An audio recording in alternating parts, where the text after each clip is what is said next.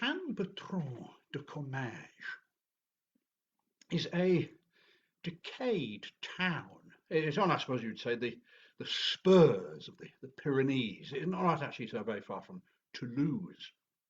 Now, it was the site of a bishopric until the Revolution, and it has a cathedral which is visited by a certain number of tourists each year. In the spring of 1883, an Englishman arrived at this old world place. I mean, I can hardly dignify it with the name of city, for there are not 1,000 inhabitants. He was a Cambridge man, and he had come especially to see St. Bertrand's Church, and had left two friends who were less keen archaeologists than himself at the hotel in Toulouse, under the promise of joining him the following morning. I mean, half an hour in a cathedral would satisfy them, and then all three could continue their journey together in the direction of Auch.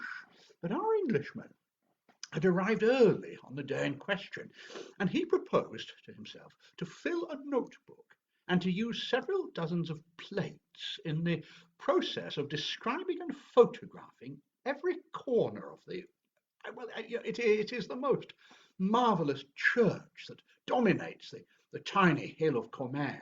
Now, in order to carry out this design satisfactorily, it was necessary to monopolise the verger for the day, and so the verger, or rather the sacristan. Yeah, no, I prefer that appellation, inaccurate as it may be, was duly summoned by the somewhat brusque lady who keeps the inn of the Chapeau Rouge. And when he arrived, the Englishman found him to be an unexpectedly interesting object of study. I mean, it was not the physical appearance of the dry little weazened old man that held the interest. He was precisely like dozens of church guardians throughout France. No, rather, it was a curiously furtive, or rather hunted and oppressed air that he carried about him. You know, he was perpetually half glancing behind him, that the muscles of his back and shoulders were hunched in a continual nervous contraction, as though he expected to find himself at any moment within the clutch of an enemy. The Englishman hardly knew whether to put him down as a man haunted by a fixed delusion, or as one oppressed by a guilty conscience, or indeed as an unbearably henpecked husband. Yes, the probabilities, when reckoned up, certainly pointed to that last idea. But no. You see, the impression it conveyed was of a more formidable persecutor, even than a termagant wife. However, the Englishman, and let us call him Denniston. Yeah, Denniston. Denniston was soon too deep in his notebook and busy with his camera to afford more than the occasional glance towards the sacristan. Okay. Whenever he did look at him, he found him at no great distance, either huddling his back against the wall, or crouching in one of the gorgeous carved wooden choir stalls. And eventually Denniston began to feel a bit fidgety.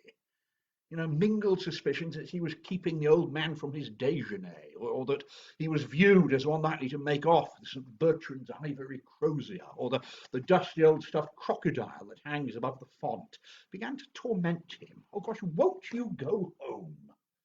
he said at last. "I really think that I'm quite capable of taking these notes on my own. I mean, you can lock me in if you like. Yes, I shall want another, I don't know, 2 or 3 hours in here, I'd have thought, and it must be cold for you, mustn't it?" "Mon Dieu!" said the old man, whom this suggestion seemed to strike into a state of unaccountable terror. "Leave monsieur alone in the church, oh no? No, no, c'est impossible.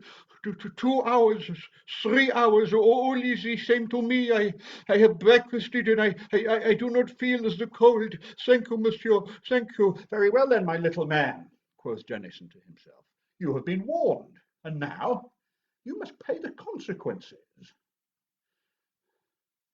Well, in fact, as it turned out, before the expiration of 3 hours, the stalls, the choir screen of Bishop Jean de Mauleon, the enormous dilapidated old organ, the remnants of glass and tapestry, and the objects in the treasure chamber had all been well and truly examined. The old man sticking to Dennison's heels throughout, Yeah, occasionally whipping round as though he'd been stung when one or other of the strange noises that trouble a large empty building happened to fall upon his ear. And in fact, I do have to confess that they were curious noises sometimes. Once, and Dennison told me this later, I could have sworn that I heard a thin, metallic voice laughing high up in the tower. I darted an inquisitive glance towards my sacristan. He was white to his lips. "It is he! Oh, no, no, it is no one, monsieur. The door is locked," was all that he said. And, we looked at each other for a full minute. Now, there was another little incident that puzzled Dennison a good deal. He's examining a large dark painting that hangs behind the altar. Now, in fact, this is one of a series depicting the miracles of St. Bertrand. Now, the composition of this panel is well nigh indecipherable, but there is a Latin legend beneath, which runs as follows: Qualiter sanctus Bertrandus liberavit hominem quem diabolus diu volibat strangulare. Any offers? No? Oh, all right. Qualiter, how? Saint Bertrand delivered a man whom Diabolus, the devil, long sought to strangle.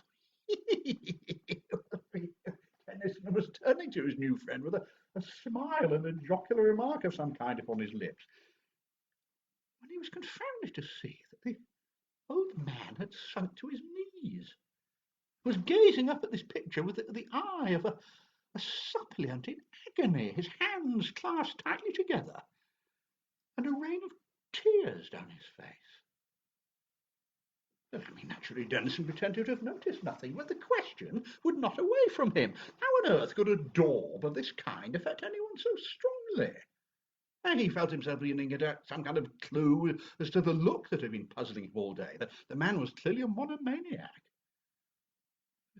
But what then was his monomania?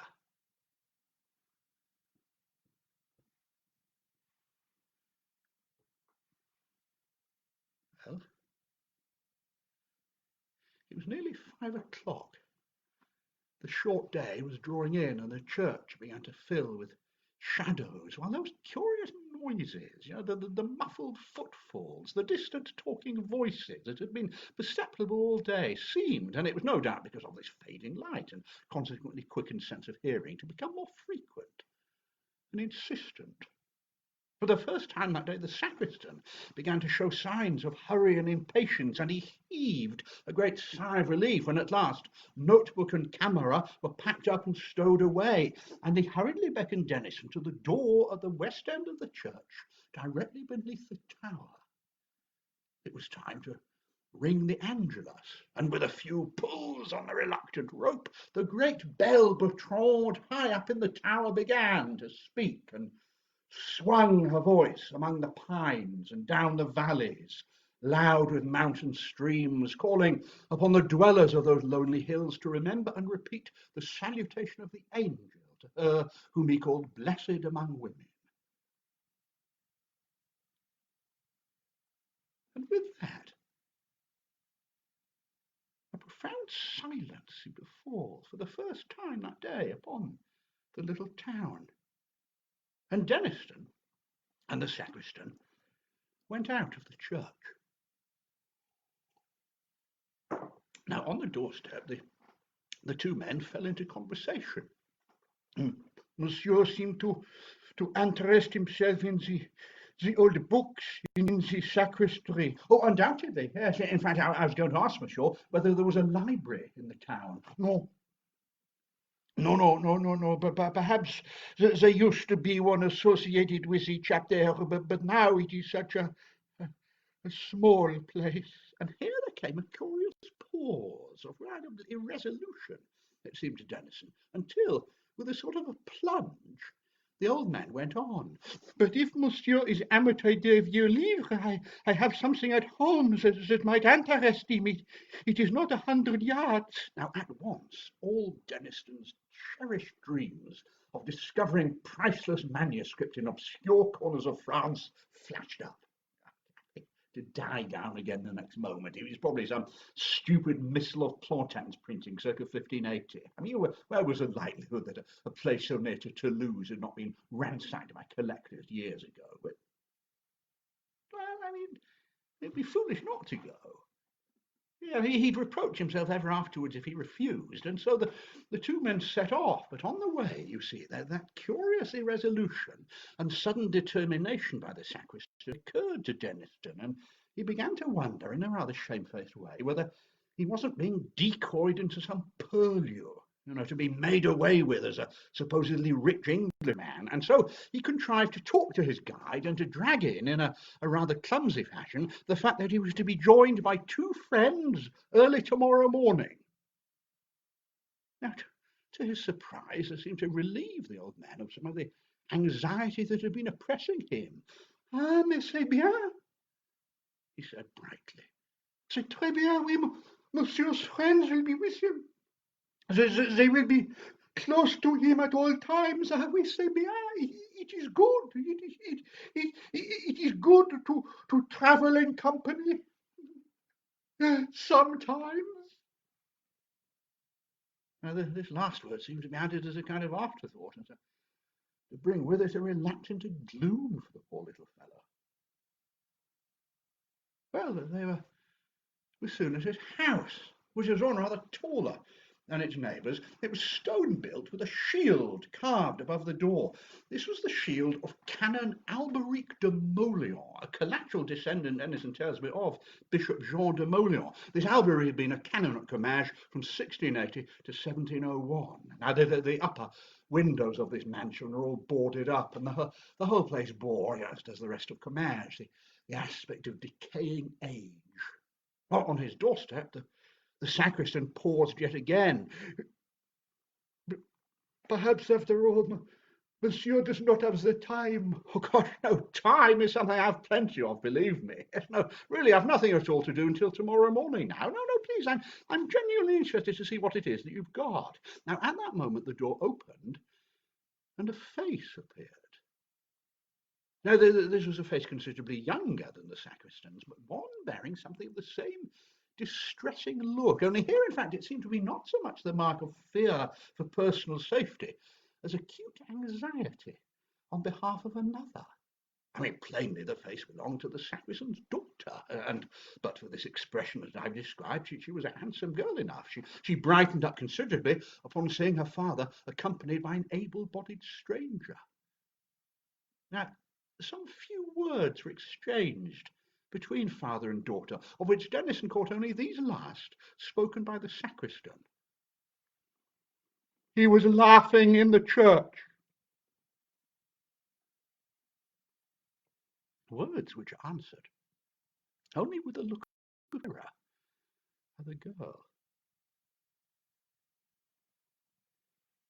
Well, the next moment they're in the sitting room. This was a small, high chamber with a stone floor full of moving shadows cast by a wood fire that flickered in a great hearth. Now, something of the character of an oratory was imparted to this interior by the presence of a crucifix which reached almost to the ceiling on one side. The figure was painted of the natural colours. The cross was black. Beneath it stood a chest of some age and solidity, and after candles had been bought and a chair set, the sacristan went to this chest and took therefrom, with increasing nervousness and excitement, it seemed to Deniston, a large volume wrapped in a white cloth, upon which cloth a cross had been rudely embroidered in red thread. Now, immediately, something about the size and the shape of this book caught Denison's interest. No, it's too large for a missal, and it's not the right shape for an antiphona. Well, perhaps we might have something good after all. And when, the next moment, the book was unwrapped, Denison felt certain that at last he had lit upon something better than good. Before him lay a large folio. It was bound perhaps in the late 17th century, with the arms of Canon Alberic de Molion stamped in gold on the sides. Now there were perhaps 150 leaves of paper in this book, and fastened to almost every one of them was a leaf from an illuminated manuscript. Such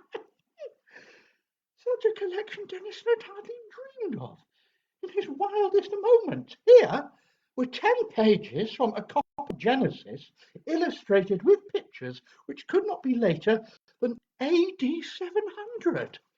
Further on, a complete cycle of paintings from a Psalter of East Anglian execution of really the very best work that the early 14th century could produce, and perhaps best of all, 20 pages of uncial writing in Latin, which a word here and there told Denison must belong to some very early and in fact previously unknown patristic treatise. Good God!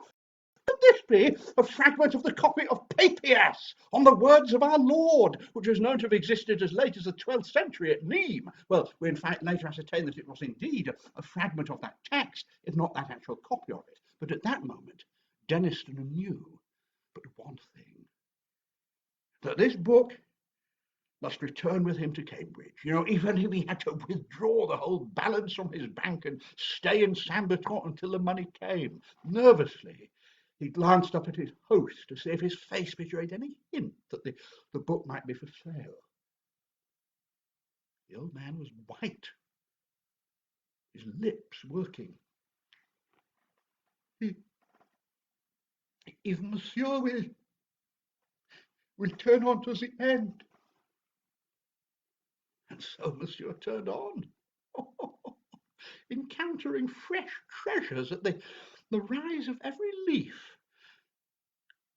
until he came to the end of the book, where there were 2 sheets of paper of considerably later date than anything that he had heretofore encountered. And well, I mean, they puzzled Denison a good deal. I mean, they must be contemporary, he decided, with the unprincipled Canon Alberic, who had doubtless plundered the chapter library to form his priceless scrapbook. The first sheet of paper bore a pan. I mean, it was very carefully drawn and immediately recognisable to anyone who knows the ground as the south aisle and cloister of St. Bertrand's Church. Now, there were strange signs, like planetary symbols, I suppose you'd say, drawn in the corners, and Hebrew words had been written here and there. In the northwest angle of the cloister, a cross had been drawn in gold paint, and beneath this there were some lines of writing in Latin. Now, I happen to have a note of these, and I shall translate for you. So, yes, responsa, answers. Answers of the 12th of December, 1694. Remember the date. It was asked, shall I find it? Answer, thou shalt. Shall I become rich? Thou wilt. Shall I live an object of envy? Thou wilt. Shall I die in my bed? Thou wilt. Yes, well, a good example of the treasure hunter's record was Denison's response, and he turned the page.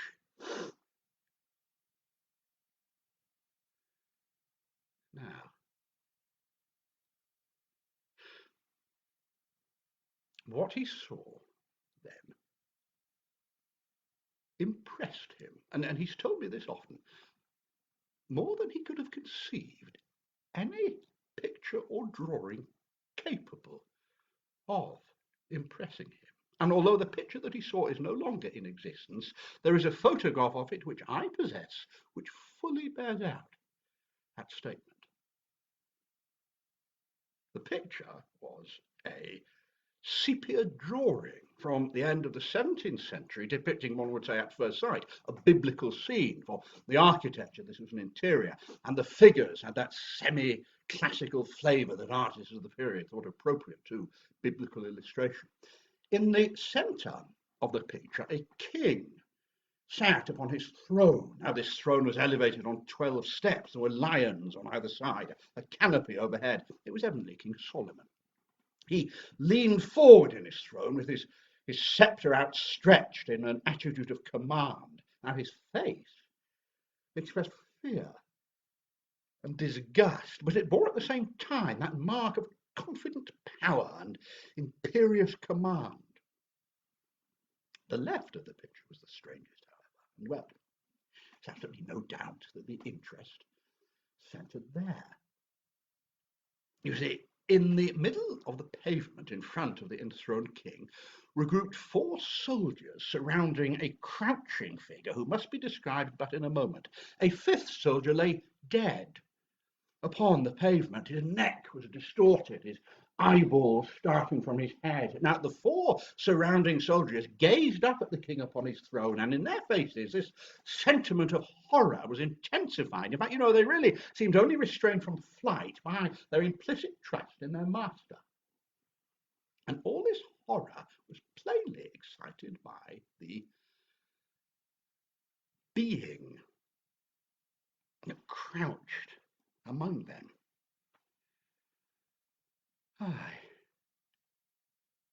Well, I'm going to simply beg your pardon here, because I entirely despair of conveying in any words the effect that this figure has upon anybody who looks at it. I recollect once showing the photograph of the drawing to a lecturer in morphology, a gentleman, I was going to say, of abnormally sane and unimaginative habits of mind.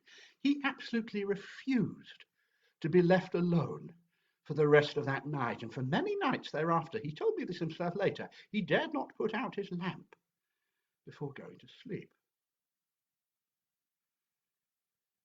The main traits of the figure, however, I can at least indicate. You see, at first one saw nothing but a mass of coarse, matted black hair. Presently this was seen to cover a body of fearful thinness. It was almost a skeleton, but one upon which the muscles stood out like wires. The hands had a dusky pallor and were covered, like the body, in thick, coarse hair and hideously taloned. The eyes, touched in with burning yellow, had intensely black pupils, and these gazed up at the king upon his throne with a look of beast-like hate. I mean, if you can perhaps imagine one of the ghastly bird-catching spiders of South America translated into human form and then endowed with an intelligence. It's this intelligence which is just less than human. Well, then you might begin to have a faint conception of the real horror that is inspired by this effigy. Now, there is one remark that is universally made by those to whom I have shown the photograph of the drawing.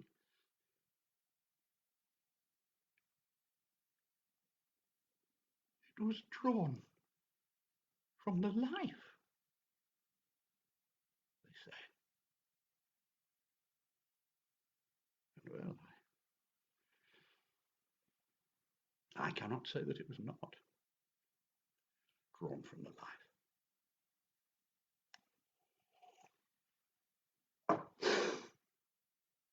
Well, after the initial shock of his irresistible fright had subsided, Denniston stole a look at his hosts. The sacristan's hands were pressed tightly against his eyes. The daughter was looking up at the cross on the wall, telling her beads feverishly. At last, the question was asked. Is this... Well, I did wonder. Is this book for sale? There was the same pause of irresolution, it seemed to Dennison, followed by the same sudden determination, and then came the welcome reply. If monsieur wishes, and how much do you ask for it? I will take 250 francs. 250? I'm sorry, this is absolutely confounding. 250? Oh, gosh. I mean, you see, even a collector's conscience is sometimes stirred. And, well, I mean, Denison's conscience was tenderer than a collector's. Oh, no, my good man, no. Oh, oh, my good man, no, no, no, no, no, no. Your book is worth more than 250 francs. Well, a good deal more, I assure you. But the answer remained the same. I will take 250 francs, Paplou. Well, I mean, there simply wasn't no turning down such an offer. The, the money was paid, a receipt signed, a glass of wine drunk to seal the transaction. Van Limu, not to be recommended. And after that, you see, the sacristan seemed to have become a new man. He ceased to throw these suspicious glances behind him, his back straightened, he even laughed or tried to laugh. Deniston rose to go. I will have the pleasure of accompanying monsieur to his hotel. Oh, no, no, no, no, no, no, thank you. That isn't necessary. I think I can remember the way, and there is a moon to light me. Then monsieur will summon me if he if he has any need. Yes, certainly, certainly, said Denison, who was anxious to be alone with the book to examine it at his leisure. He went out into the passageway with the book held beneath his arm, and there he encountered the sacristan's daughter, who was, it seems, anxious to conduct a little business on her own account. Perhaps, said Tennyson, like Gehazi, to take somewhat from the stranger whom her father had spared. A silver crucifix and a chain for the neck. Monsieur will be good enough to accept it. Oh, gosh, I really don't have time for such things. How much does mademoiselle want for it? Oh, no, nothing, monsieur. Nothing in the world. You are more than welcome to it. But I mean, all this was said in a tone of such sincerity that Deniston was reduced to profuse thanks. And he submitted to having the cross put around his neck.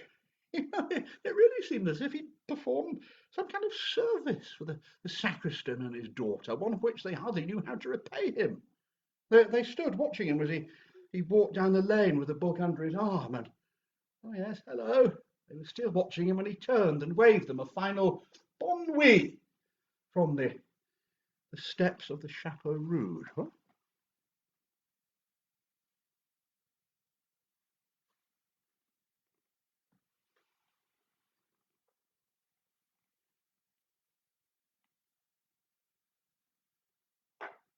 Well, dinner was over, and Deniston was alone in his room, shut up at last with his acquisition. Now, the landlady had manifested a particular interest in him after he told her that he'd paid a visit to the sacristan and bought an old book from him. In fact, he thought he heard a hurried dialogue between her and the said sacristan in the passageway outside the salle à manger, words to the effect that Pierre and Bertrand would be sleeping in the house. Had closed this conversation. What?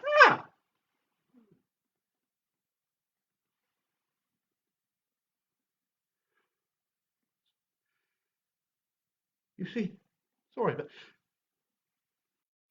all this time a growing sense of unease been creeping over him. I mean, it was a nervous reaction, no doubt, after the excitement of his discovery, but whatever it was, it resulted in the conviction that there was somebody behind him, and that he felt far more comfortable with his back to the wall. Now, of course, all this weighed light in the balance as against the obvious value of the collection that he'd acquired. And he was, as I say now, alone in his room, taking stock of Canon Alberic's treasure, in which every moment revealed something more charming.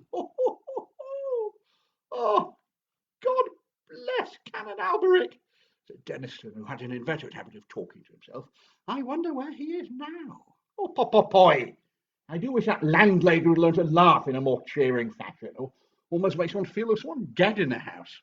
Now, Monsieur Deniston, an autre pipe pour toi. Ah, merci beaucoup. I rather think I shall. Yeah. Oh, what is this silly little crucifix that the young lady insisted on giving me?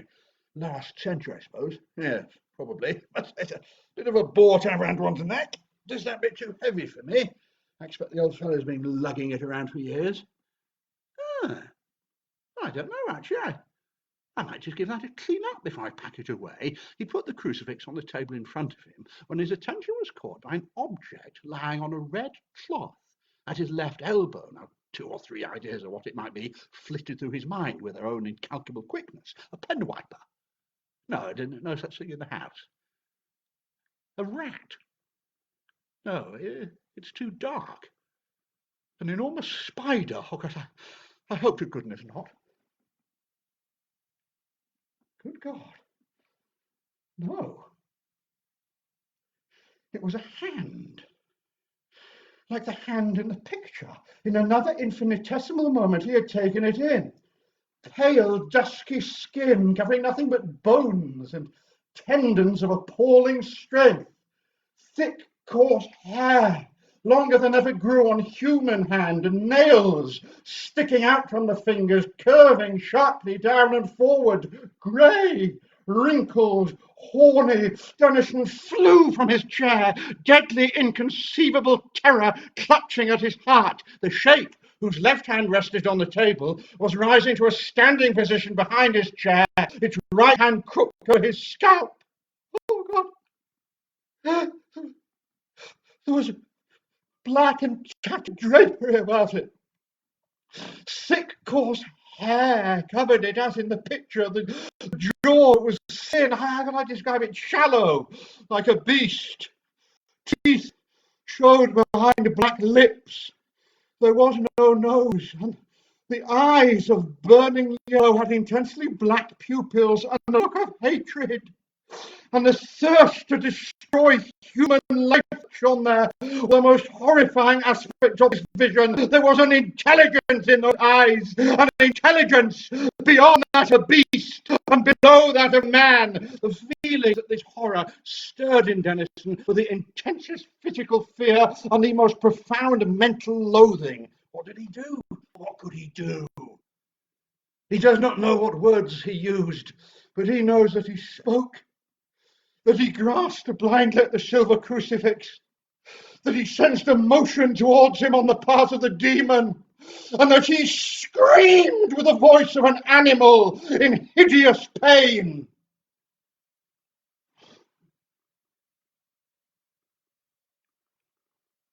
Pierre and Bertrand, the two sturdy little serving men from the Chapeau Rouge, who burst in, saw nothing, but they felt themselves thrust aside by something that passed between them,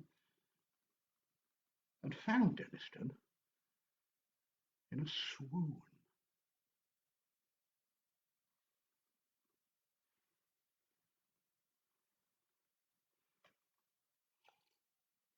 Well, they sat up with him for the rest of that night, and his friends arrived in Saint Bertrand at 9 o'clock the next morning. Now, by that time, although he was still nervous and shaken, he was almost himself again, and his story found credence with them, but not, of course, until they'd seen the picture and spoken to the sacristan. Oh, yes, you may be quite certain that some time before dawn, that old man called round on some pretext and listened with intense interest to the story retailed to him by the landlady.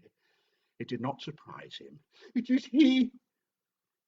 It is he. I have seen him myself, was all that he would say. And to all other inquiries, but one answer was vouchsafed.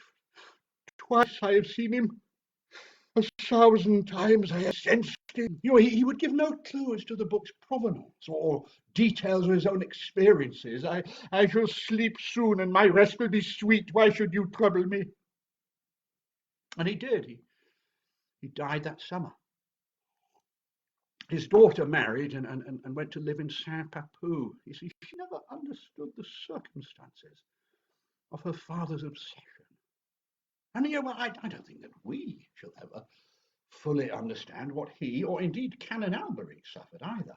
However, on the back of that fateful drawing, there were some lines of writing which might be supposed to shed some small light upon the matter. Now, again, I have a note of these, and again I shall translate for you from the Latin. So, yes, contradictio Salomonis, the dispute of Solomon with a demon of the night, drawn by Alberic of Molion. Versicle, O Lord, make haste to help me, and then the psalm, whoso dwelleth, and then this prayer. Saint Bertrand, demoniorum effugator, who puttest devils to flight, pray for me, most unhappy. I saw it first on the night of December the 12th, 1694. Remember, soon I shall see it for the last time. I have sinned and suffered, and have more to suffer yet. December the 29th, 1701. Now, the Gallia Christiana gives the date of the canon's death as December the 31st, 1701, in bed from aesthesia. Oh, well, you can take it from me that such details are not common in the great work of Sammartani. And you know what? I've never been entirely certain. What was Deniston's view of these events? He quoted me once a passage from Ecclesiasticus. Some spirits there be that are created for vengeance, and in their fury lay on sore strokes.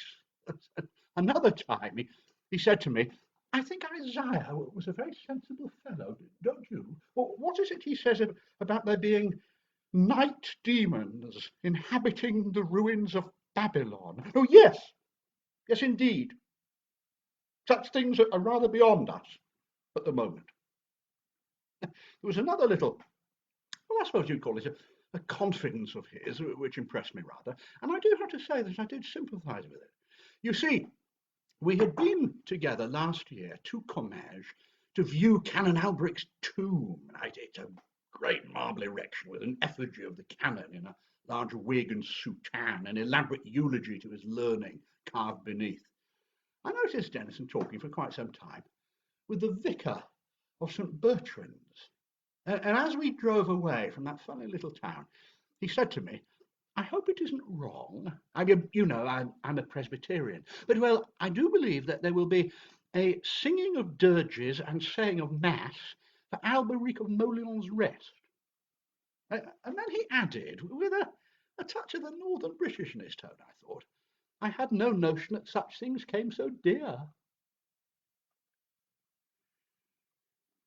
Well, the book is in the Fitzwilliam Museum in Cambridge. The drawing was photographed and then burned by Deniston on the morning that he left Comminges on the occasion of his first visit.